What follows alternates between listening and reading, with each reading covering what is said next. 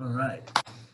Hello, this is Coran Latigo from Power and Pounders Drum Magazine, and I am here in my drum studio here in Santa Ana, California, and it's been really good to kind of get out of this whole lockdown thing that we've been having. Um, get some interviews in, and this is kind of new for me. So if there's any mistakes, please forgive me. But yeah, I just want to start what we're going to be doing today. I got a drummer. His name is Eric Mattson. He plays in two bands, a band called Makeshift3 and another band called Good Luck Ugly. Now, we're going to get into where he got the names and all that kind of stuff. So I want to introduce you to him. And as we are starting our Zoom, this is like the new norm. So welcome, Eric. Welcome to Power and Pounders Drum Magazine. Yeah, for sure. Thanks for having me on the show. All right. Yeah, I met you on Craigslist of all places. Okay. I was looking for a drummer to share the drum room with, and you know, I saw your picture on Craigslist, and you were looking for a band. I'm like, hey, you want to share a room? And da, da, da. So that's how we met, you guys. That's how we met. That's how I met Eric, through Craigslist, and I think we met back in January or February, somewhere around in there. So basically, I just want to start with how you got started playing drums and your influences and what age you were when you first started. Yeah, I started playing drums back in high school. A couple of my buddies who played guitar and bass wanted to start a band, and they needed a drummer. So I kind of stepped up and thought, I'll learn how to play drums. I'll buy a drum set. A couple of my buddies in high school had already played drums. When they were their lessons, I'd go over to their after the lesson, and they would teach me a couple things they'd learned. So, for example, a guy in McNamara played for the band 1208, who's on Epitaph Records. I'd go to his house for lesson. He'd teach me. He learned at that lesson. And another guy I went to school with, Justice Matiko, he was in the band Bloodshed, which was on Tooth and Records. He taught me a few things. And then one band that I really looked up to was Dogwood, who's a Christian punk band on Tooth and Nail Records. I would pretty much go to every show and videotape, with a VHS camera, their drummer, Russ Castillo, take the tape back to my house, watch it, and try to play along to all his different punk beats. And so that's kind of how I got started. Those were my three big influences in the early years back in the mid-90s. And yeah, definitely a good learning experience. Oh, cool. Yeah. I know, like, I gotta be honest, man, I'm not much of a punk music person. I'm more of a old, there's a few punk bands there's a few metal bands that started out as punk bands, but then they turned into metal. I think I think Motley Crue started out as a punk band, and then they decided to go commercial metal. And no, I noticed some of you guys' songs. I listened to the album, great album. How did you go about meeting your members? Like, where did you guys meet? Were you in California? Are you originally from here, or where are you from? Yeah, so I grew up down in Fallbrook, California, which is kind of northern San Diego County. That's actually where Face Down Records is. Jason Dunn, he's the founder of Face Down Records, which is like a Christian hardcore label. Yeah. And so, guys, I pretty much met like 5th, 6th grade, junior high. Is where I met the guys in Makeshift3, and again, we started Makeshift3 high school. So that's kind of where I met them, just hometown, going to school together, and we all shared an interest for, kind of that new school punk sound, but we were all Christians as well. Yeah, yeah. And that's the thing, you know. Was it hard for you guys as a Christian band to come out as Christians and say we're a Christian band, or were you know, Christians that just happen to be in a band? You know, sometimes you know, that's been one of my biggest pet peeves with some of the Christian bands out today, that they don't really clarify themselves as a Christian band. Were you guys like full on Christian band, or were you just Christians in a band? Well, what's interesting is, so our first album that we recorded back in '86 was actually not a Christian album. It was a secular album. It had, no Christian lyrics. It was basically just, straightforward high school type situations in regards to the lyrics. No Christian content. We ended up recording down in San Diego with Emmy Award-winning producer and editor Andy Tolley. And so it wasn't until about 1997 where we lost the singer who went away to college. We got my cousin, and that's when we decided to become a Christian band, and really focus on trying to play at youth groups and church events. And we really started incorporating Christian lyrics into our content and started playing with other Christian bands as well. Yeah, okay. Was it, because I'm not from California, so I don't know really what the Christian market scene was back then. I didn't come out here until '95. So, you know, at the time, I guess there was was the scene pretty popular back then when you guys were coming up? Yeah, so in the early 90s, Tooth and Nail Records was kind of the popular Christian label for rock and punk and alternative type Christian music. And then soon after, had BEC Recordings, which was Brandon Abel's company, followed by Solid State, which had a little bit more of the hardcore and metal albums. But yeah, the mid 90s to early 2000 to me was kind of the peak of the Christian pop punk rock era, with bands such as MXPX, Dogwood, Slick Shoes, Project 86, POD, and a couple of those bands went on to become pretty mainstream. Like POD was having a lot of radio play and MTV music video play. So I would say that was kind of the height, and we just happened to be right in the thick of it, going on tour with different bands and pretty much playing with all those bands. Yeah, cool. Yeah, I remember, because I got into, even in the late '80s, mid '80s, I was, before I was even a Christian, I got into Striper and I mean, who doesn't know Striper, and then when I first became a believer, I started to see all these guys, POD and, Demon Hunter. I'm like, who is this, because when you're coming out of, the world, and you give your life to Christ, and that music is like the first thing, at least for me, that I wanted to see, especially in rock. You're coming from the Metallicas, the Megadeths, the Slayers, and the whole 9 yards, and then you come to Christ, and it's completely a different ball game when it comes to music. So, especially in the metal market, and that was the first thing that I was looking for Christian metal bands, who was out there. What kind of kit do you have? What, you go on tour? What do you guys? What's going on now with your projects? Now you're in another band. This is Makeshift3 that we're talking about current right now. Yeah, so I started playing with Makeshift3 in 1995, and then released 4 albums with he did music videos, multiple tours, played on the Vans Warped Tour, and we're on a lot of compilations. And then a couple years ago, I always have an ad on Craigslist, just putting myself out there. I'm always interested in working with other people. Obviously, that's how I found you. But the guys from the newer bands reached out and were looking to take their music to venues, and that's how I got hooked up with them, was also through Craigslist. Okay, yeah. It seems like least back then, Craigslist was pretty reliable.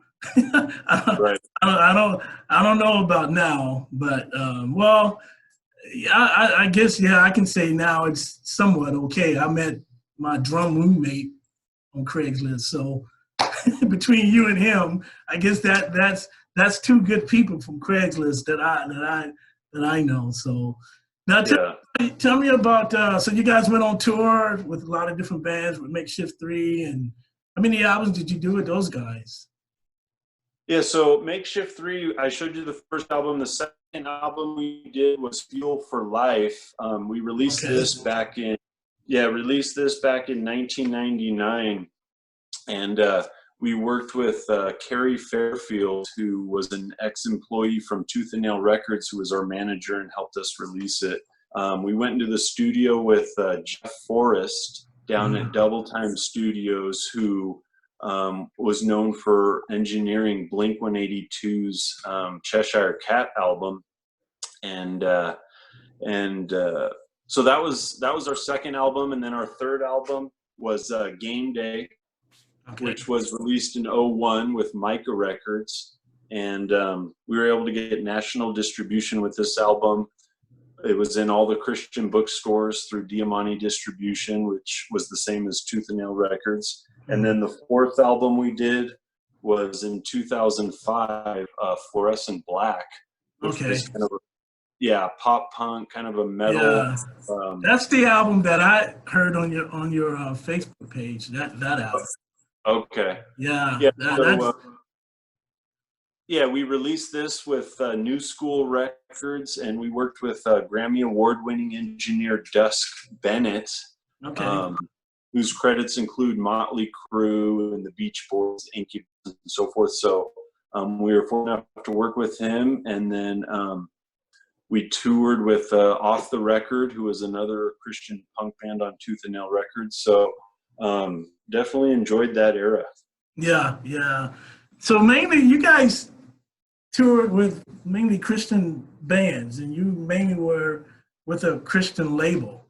Did you guys ever Right. play with secular bands, and or was there conflict with? Because I know sometimes there can be conflicts with secular band and Christian bands on tour or opening act. Were you guys only playing for Christian crowds or being with the other Christian groups? How did that work? Yeah, I'd say when our first album came out in '96, it was pretty much all secular venues. And then once we transitioned into the Christian scene, I would say maybe 90% were Christian venues, either youth groups or church events, and then maybe 10% secular venues with, secular bands. So it was definitely a majority playing strictly in the at a Christian venue with other Christian bands. Yeah, yeah, yeah. It just seems like, and so now that it seems like the scene right now, the market is just not there, and for some reason, and I don't know why that is. I don't know if it's the fact that everybody moved to Tennessee as far as the Christian community, which I think probably, everybody like gone because there's no market right now for that. Now, unless I'm missing something, maybe you can elaborate on that. What the current market is now compared to, 15, 20 years ago. And also, you are in another band, Good Luck Ugly. I want to talk about that band and where you guys got actually both of your names. So the market and Okay. you guys got your band names from. Yeah. Okay. So Makeshift, we came up with that name because in the beginning, we didn't have any money. We were poor high school students, so we would use like broomsticks for mic stands. We basically had makeshift equipment. Yeah. And then when we went to register band, Makeshift was already taken, so we had to add something, kind of like how Blink had to add 182 since Blink was already taken. We added the 3 so we could register the name, and there's 3 of us. There's the Trinity, so there were multiple meanings behind just adding the 3. As far as kind of that Christian punk and rock scene dying out, I know it was, it peaked from like, I want to say maybe 95 to 04, 05-ish. Yeah. And I think what happened was there was kind of an emo takeover. So like you take Slick Shoes, who was a real popular punk band, Dogwood, their last albums were back in 03. So Dogwood released their Seismic album in 03. Slick Shoes had their Far From Nowhere album in 03. And on the secular end, you had Blink-182, who released their self-titled album in 03. And then they went on hiatus for like 8 years. And so that whole pop punk, both Christian and secular genre, just kind of died overall because bands, the big bands kind of stopped playing. And so you had this emo takeover with like, Thursday, Thrice, Coheed and Cambria, bands like My Chemical Romance, and then a lot of metal started to take over in the Christian scene, like As They Lay Dying, August Burns Red. A lot of those fueled by ramen bands, Fall Out Boy, Paramore, alternative, and even rap and hip hop started to kind of take off a little bit. So I think what happened was the kids were ready for something new after kind of a 10-year run of the pop punk. And obviously it's kind of made a comeback in recent years with Blink and Slick Shoes and other big pop punk type bands making new releases and touring, but it definitely died off, I think, with that emo takeover. Yeah. I was in Europe when all that was going on. And I think a lot of that, it seems like in Europe, it's a completely different, thing when it comes to music. And so, yeah, a lot of the bands you mentioned in that era, I remember and still like to this day. So let's get to your second band. That was the first project. Now, how did you guys, tell me about the Good Luck Ugly? Where did that name come from, man? I mean, how did that come about? Is it the same members, or tell me a little bit about that band? Yeah, so that band is totally different members. I found the guys on Craigslist, and it was already in existence. The guitar player had already come up with the name, and so I kind of just joined as a drummer. And they weren't playing live at all. They were still writing new material. Once I joined, we were able to record an album and play live and basically stay active that way. Yeah. Now, as far as your drumming is concerned, on the first couple of Makeshift3 albums, was that your first professional recording with a major record label and producer and all that, or were you pretty much already well-trained in your recording playing? Right. So when I first started playing, we would literally just take like one of those old school cassette players and push record and just record ourselves live, in my bedroom, so we could play back, kind of learn the songs, kind of listen to our mistakes before we went into the studio in 96.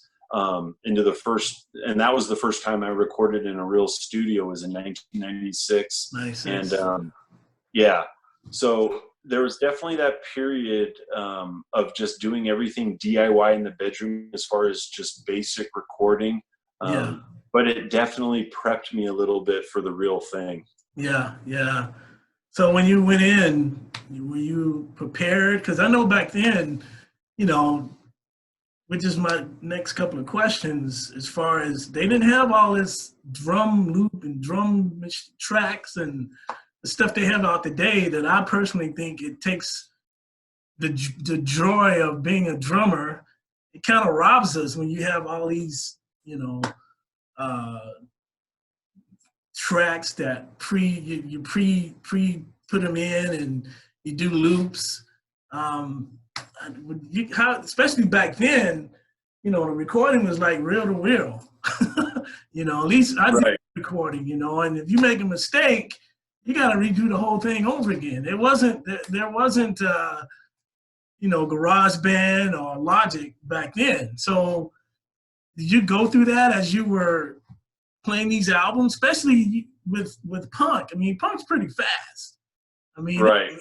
all you need is like a double bass, and it's speed metal, So how did that all, like, playing your first couple recordings and playing? Did you play to a click track? Because that's even hard too with punk.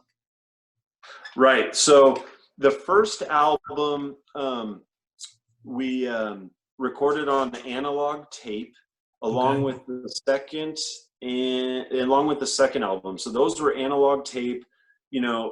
I did not play to a click track. And so everything had to be done live. There was no punching in, punching out. There was no Pro Tools to really edit everything clean.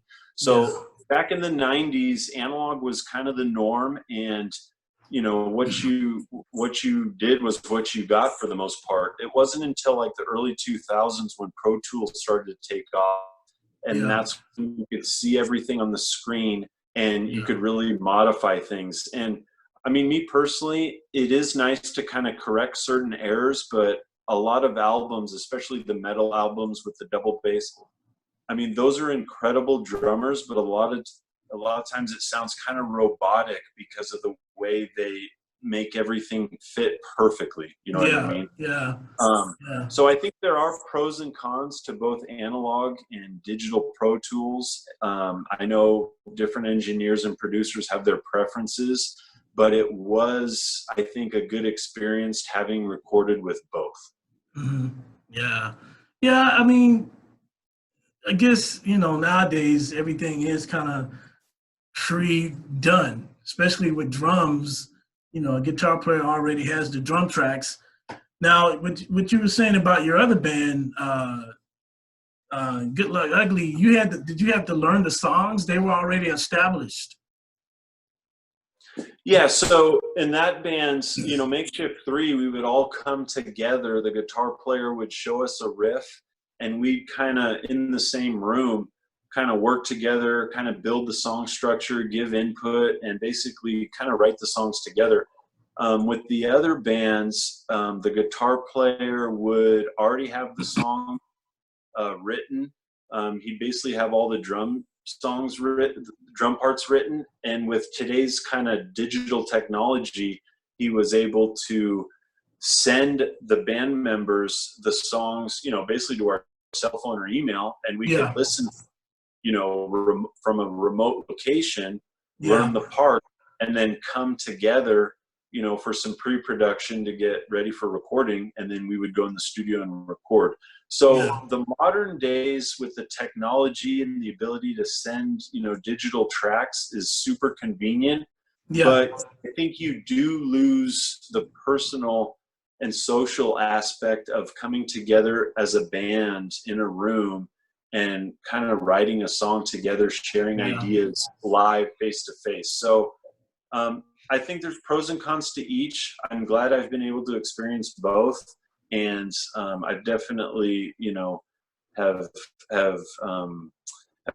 got some lessons learned from each methods. It is true that, with today's technology, it benefits instead of,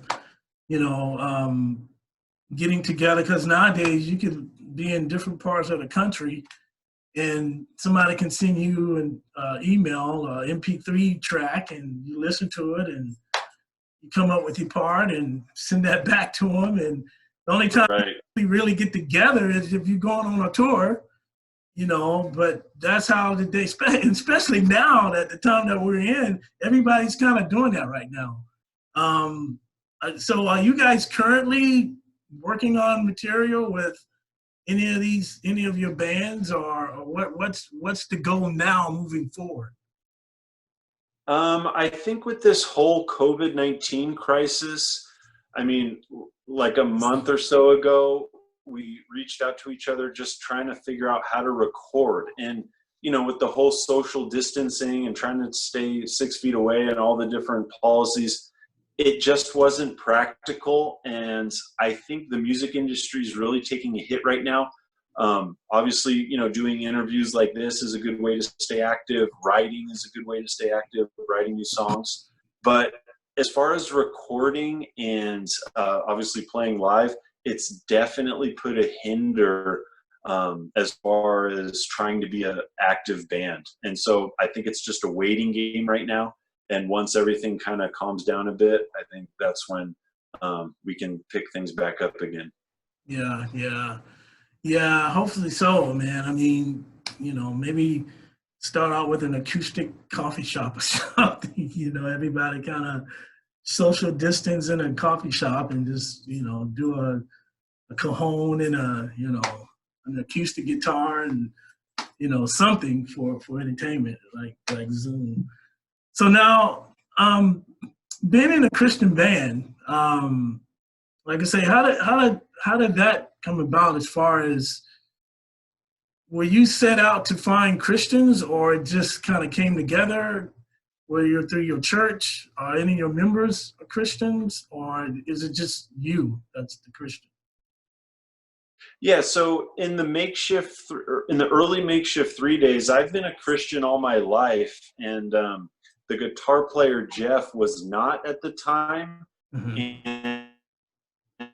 and he had some family issues going on that led to his conversion. And so we were also influenced by other friends and bands we liked that had Christian content. And so I think it was kind of a calling to make that transition to being a Christian band and trying to reach out to people, trying to give kids music that was obviously clean of profanity, had a good message. Yeah. The bass player, which was Tyler, who was my cousin, was also a Christian. So it really made sense. And I remember just, being a teenager, that I wanted to release content that I could show to my kids one day, my grandkids, and, not really look back and regret, obviously anything that was immoral. So Yeah. that was one thing I've tried to stay consistent with, was, trying to keep things that were clean and that had, just a good positive message. Yeah, that's good. That's awesome, man. I mean, we definitely need that today. What's your personal testimony? How did you become a Christian? And were you, like, you heard the gospel and you just received it, or was it through a pastor? How did that happen in your own life? So I was raised in a Christian family. Both my parents were Christian. We were active churchgoers. We would pray together as a family growing up. My mom would also work in kind of the church community, and so it was kind of automatic for me in my late teenage years and 20s, and even up until now. I'm always studying, and basically theology, philosophy, metaphysics, the natural law, all the big old You get pretty philosophers, deep. Socrates, Aristotle. Yeah. Yeah. Awesome, man. So I've always continued my education in regards to other religions and why people choose those.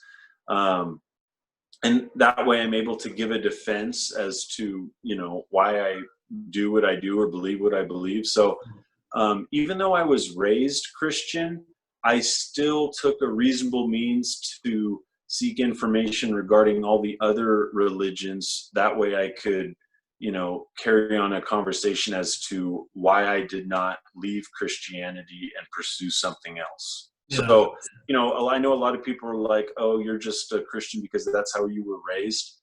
And that's why I wanted to seek that information to make sure that, no, that's not the reason. It's because of basically information I've acquired. Yeah, yeah, yeah. And that's the thing. I mean, once you read what Christ did for people and died on the cross, it's all about the heart. You have a heart change, and you were influenced at an early age from your family and so forth, which is that you're passing down to your family, as well, and that's a good thing. How do you now? I understand too as well. You're a firefighter, Right. So that, you're right there on the front lines, man. I mean, I'm sure I'm speaking to everybody. Thank you for what you're doing out there on the front lines, and you're risking your life to save others. So, you know, keep it up, man. Keep doing it. Is that, how did you get into from going from two bands and, playing and all this kind of stuff to becoming a firefighter? Yeah, so actually my dad was a firefighter. My uncle, I was a firefighter. I have two cousins out in Texas that are firefighters, my brother. So I think it's rooted from my family members also being in the career field. And so it kind of just naturally fell upon me to pursue that. Growing up as a firefighter's kid, I look back and I think, I had a nice childhood. And so I think I was influenced by the fact that I could also give my wife and kids a nice life, something that's comfortable, but, still moderated in regards to, schedule and benefits and pay and so forth. Yeah. But Yeah. I also like the fact that I'm doing something positive as well, and making a difference in the community. So I think there's a lot of aspects to the job that drew me to it. And so my dad being a firefighter, I wouldn't say was the only reason, but it was definitely probably the main influence. Yeah. Yeah. Oh, that's awesome, man. I mean, you're coming from, I guess at the time, how long ago was this now? How long have you been a firefighter? Almost 20 years now. Oh, okay. So were you a firefighter at the same time, or were you training to be a firefighter as you were in these bands? Or was that the firefighter thing came after? Yeah. So we all went, the Makeshift3 guys, we all went to high school together. Then we all went to college. We all got our business degrees. We all got our bachelor's degrees. And during college, that's probably when we were pursuing the band as much as we could, knowing that once we graduated college, that was kind of the make or break. Like, are we really going to pursue the band, or are we going to, have to get a real career? I think a lot of bands and musicians reach that point where how long are they going to keep chasing something? The chances of obviously making it are very low. I think it takes three things to be in a successful band. You have to write good songs. You have to be very motivated, and you have to stay active. You have to reach out to people, reach out to booking agents, promoters. So if one of those three things are missing, I think the chances of furthering a musician's career kind of come to an end. So once we graduated college, we eventually got our real careers. We got married, and we kind of pursued the band casually. And then I think once we were established with our careers and families and kids, that's kind of when, me especially, I got the itch to really want to get involved again, since I was kind of set as far as the career thing goes. And so that's why I'm trying to always, even to this day, trying to stay as active as possible. Yeah, that's cool. Yeah. Now, do you teach drums, or is that something that you can see yourself doing? Because I know a lot of drummers don't have patience to teach, but until they actually start. Because I've known from firsthand, I didn't have patience to teach in the beginning, 15, 16 years ago. But then you take that first student and you develop them in the basic fundamentals, how to hold a stick and a couple of rhythmic patterns, and then you get into a basic beat pattern. Is teaching something that you would like to do, or maybe pursue as well, on top of the two bands and being a firefighter and being a father and a husband, as well, is teaching something that you would like to do? I've actually never really thought about it, but I think once I retire as a firefighter, I think that actually would be a good idea to kind of entertain the idea, maybe reach out to some drum teachers or some drum schools and see, hey, what would it take to maybe be a drum teacher part-time? I don't know if it's something I could do out of my house, or maybe there's a studio locally that I could teach at, but I Yeah, would definitely be open to the idea. yeah, that's cool, man. Yeah, well, I have a lockout studio. I'm teaching out of here. It's kind of hard to do it on Zoom, but there are schools that do offer drum lessons and so forth. And so when that time comes, I could share some of that information with you. But it's fun, man. I mean, you build up a clientele, and people start knowing who you are at that certain school, and you start developing students and so forth. And it's good to watch students develop, and then they go on to, do what they're doing in their music. Now, do you play any other instruments? Do you play, as far as aside from the drums, you play piano, guitar? Do you play any other instruments, or is drums just your main thing?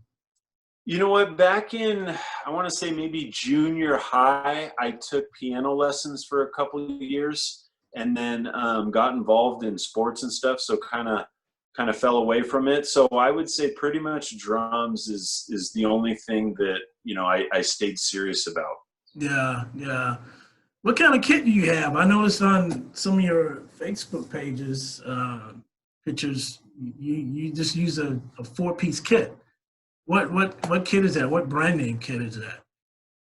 Yeah, so I've used a lot of different kits. I mean, I think my first kit was maybe like a Tama Rockstar back in 1995, a 4-piece, and then after that I got a Sunlight 5-piece, and then moved up to a Pearl Export, a 5-piece, and then when I'd record, I want to say I'd rent like a nice DW or something. So when I recorded, I'd try to get something that was a little more professional. But as far as playing shows and touring, I didn't really have anything high end because it was just getting thrown in and out of the trailer. And, I tried to make it look nice, but definitely didn't invest really in anything expensive, kind of as the poor college student.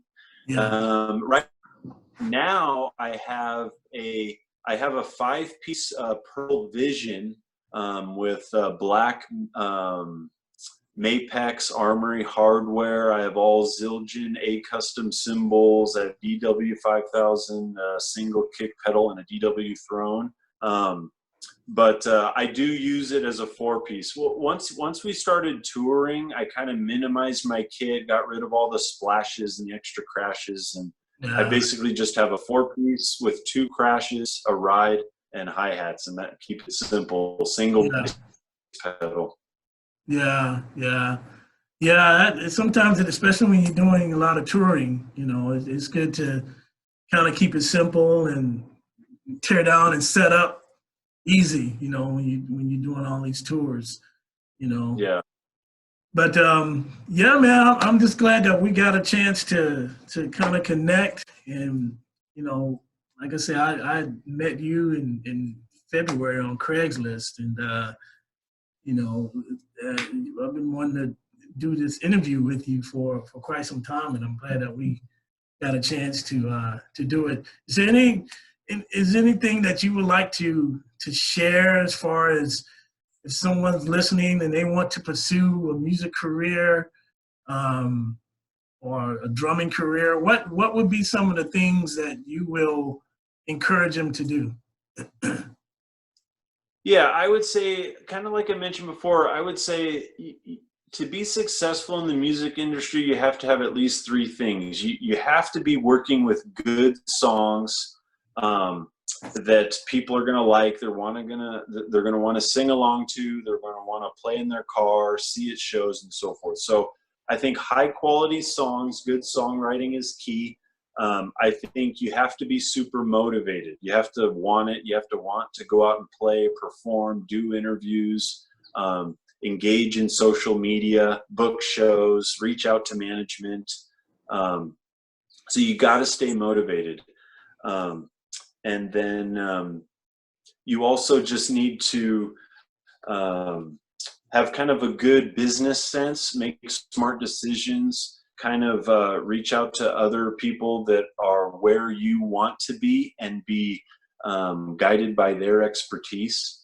I know a lot of people that are super, super talented musicians, but they're not motivated or they haven't met the right people. And so they're kind of just stuck in their own world.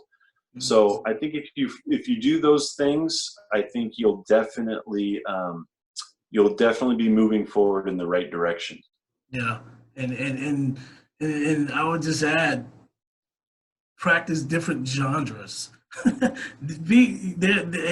your preference, but also explore into different styles of music, because sometimes, these young kids, they just want to just play, like for example, I just want to just play metal. Well, you can't go into an audition for R&B audition and have a metal type of background. You gotta know how to groove. And so I would just add to what you're saying, and completely agree with what you're saying, is get into other styles of music, learn pop, learn funk, learn, R&B, because you never know when that group or that artist is looking for that style of drummer. And if a drummer is only one mind, one set style of drummer, they're not going to get very far. Studio work or live gigs, so just to be one dimensional. As far as your faith, what encouraging words would you say to people in this time right now that we're in? Some people have kind of maybe lost hope in God, or they just don't think God is there because everything's happening. People have doubt, people have fear, anxiety. What would you say to people to give that encouragement word from your faith? Yeah, I would say, just to kind of keep it general, something that could apply to, non-religious, religious, basically anybody. I would say a good place to start would be to study what the natural law is. And just to kind of sum it up, the natural law, so God sets up a structure in the universe in which, things function. And if you do something contrary to the way something functions, you're going to have problems.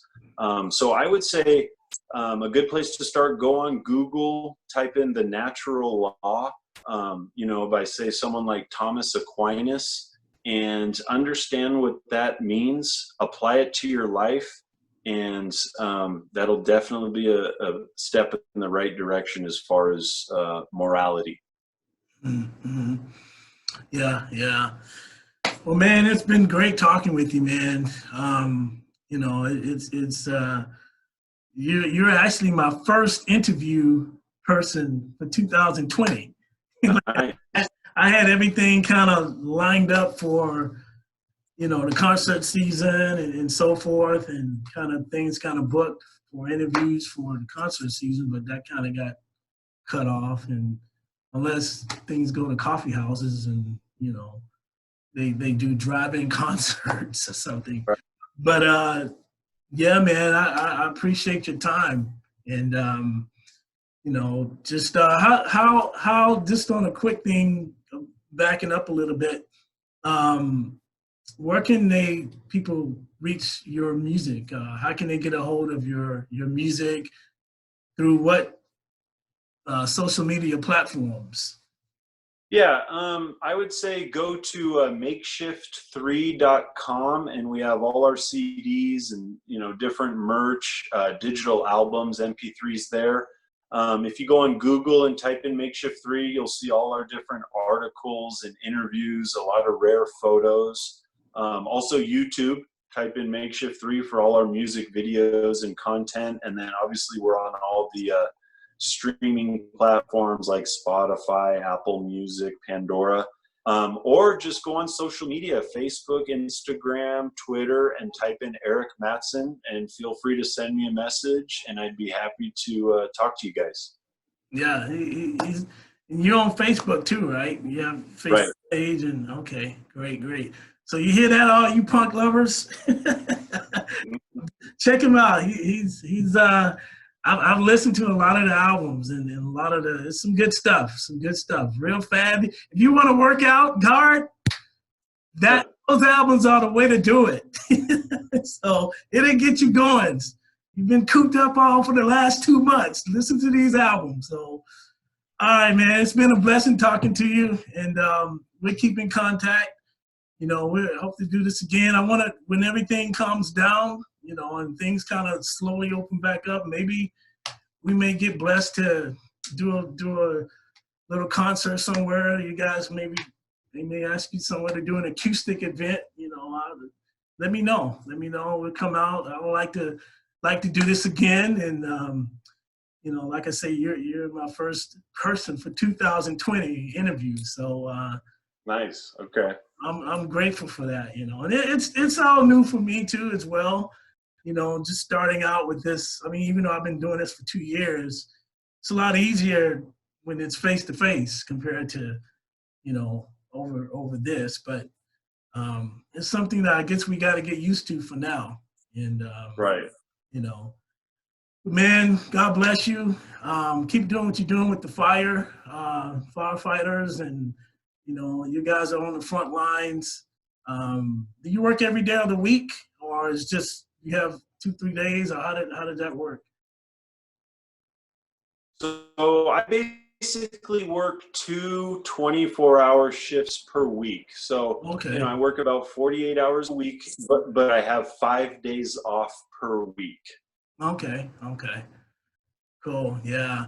And I know you probably saw what happened. I think it was last week with the firefighters and stuff in LA with the building. They were coming down the ladder. You know. So. Oh yeah. Yeah. That was pretty scary. And you know, have you ever faced something that extreme before? No, I mean, actually, you know, that incident took place about half a mile from my station, and the guy who was the last guy to get off the ladder was actually a captain from my station who was working over the day. So Okay. I definitely know some of the guys who were involved in that incident, and I gotta say, I don't think I've ever seen anything like that. I mean, I don't think Hollywood could reproduce a scene like that. No, that's definitely for real there, man. All right, bro. Well, dude, it was good talking to you, and like I said, we'll keep in touch. And God bless you for being out there. Stay safe, man.